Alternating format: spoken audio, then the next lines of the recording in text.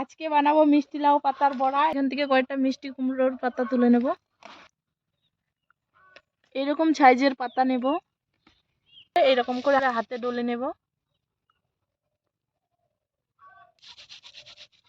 পাতার বড়া বানানোর জন্য ডাল, আতপ চাল, লঙ্কা বেটে নিয়েছি। এখানে দিয়ে দেব হলুদ গুঁড়ো, লবণ, লঙ্কা গুঁড়ো দিয়ে দেব। ভালো করে মেখে নেব। পাতা ভালো করে ধুয়ে নিয়েছি। ডাল বাটা দুপাশে ভালো করে লাগিয়ে নেব। এইভাবে একটা বানানো হয়ে গেল।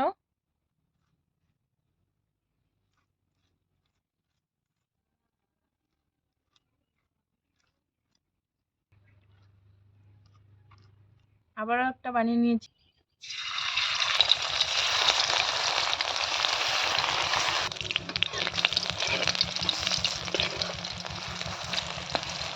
বড়াগুলো লাল লাল করে ভেজে নিয়েছি, তুলে নেব। একইভাবে আবারও ভেজে নেব।